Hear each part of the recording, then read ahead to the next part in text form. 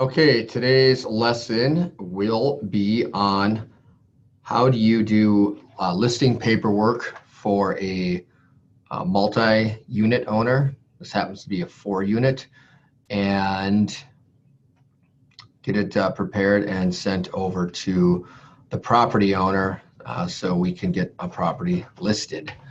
So we're going to go to North Star MLS. One moment.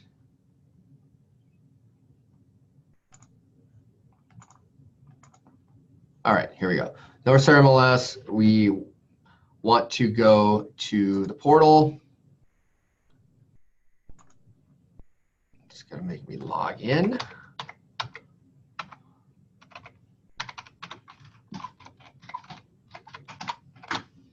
Okay, so going in the portal, and we want to go to Min Realtors Forms, Instinet Forms.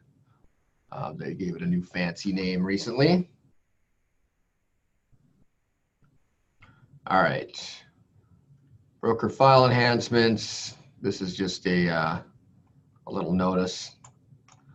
Okay, so I like to start a transaction, so I go create transaction.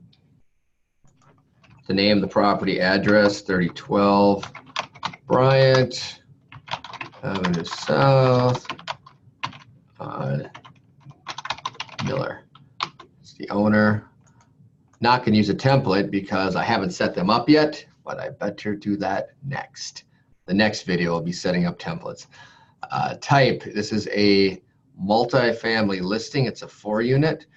You can import the data through North Star listing data.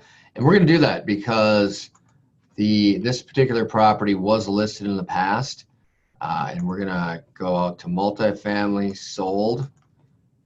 This is a big time saver. 3012 Bryant. Here it is. Sold in 2009, 10 years ago. My, how time flies when you're having fun. All right, so MLS, add me as the seller's agent, and we're going to use the wizard because that speeds things up, and we like getting things done efficiently. What's wrong? Oh, no record found because I had residential in the drop-down menu here, and I had to have multifamily. Here we go. Did it. So this is the old MLS number. There's a few housekeeping items we got to do to clean this up. The list price, we're going to get rid of that.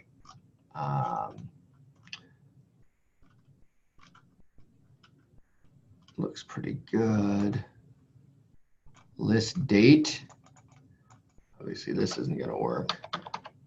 We're going to go 2019. We're going to actually list this today. Usually, you get your paperwork done a little quicker than this, ladies and gentlemen, but do a 3-month contract. In this particular case, this owner is a good friend of mine. If it doesn't sell in a few weeks, he's going to rent it again, which is fine. I'm confident we're going to sell this one because he is actually motivated to sell it. All right, so back up there for a second. Get rid of this offer date too, and in 2009. I'm doing some housekeeping as I go. We're going to get rid of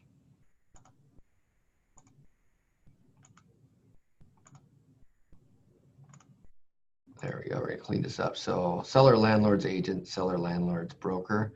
That is me and us. That's the context. Create a new transaction contact. You know, I'm going to put the seller in here. Chevney, oops.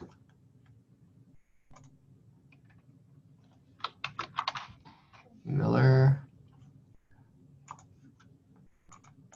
He may already be in my contacts, but I'm just going to put this in for now. This will help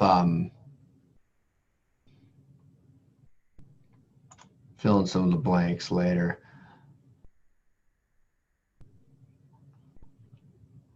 So it's taking a minute. All right.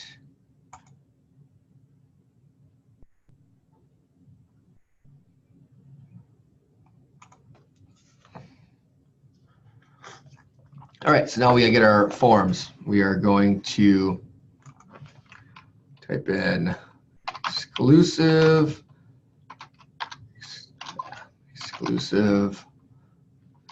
helps to spell right.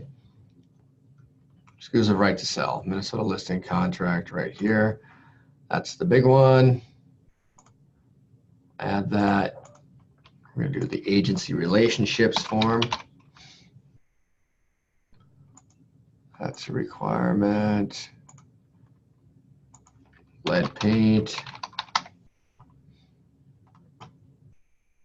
Addendum to purchase agreement, lead paint.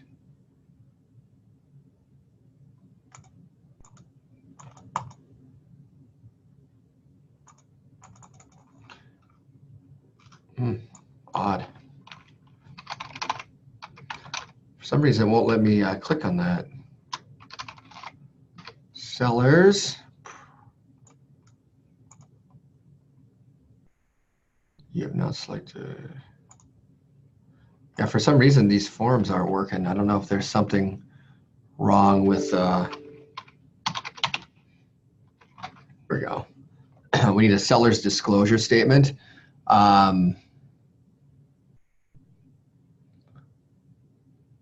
a lead paint. Interesting.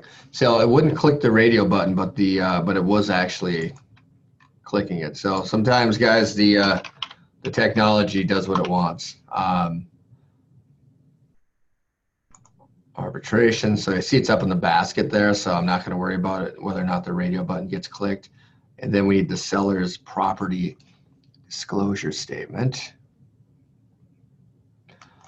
In this case, we're going to do a seller's disclosure alternative since the owner of the property has never occupied the property, and he's got limited knowledge as to what's the goings on there, simply because he's also he owns it. It's two owners, and they're out of the state a good part of the year. So I think that's it.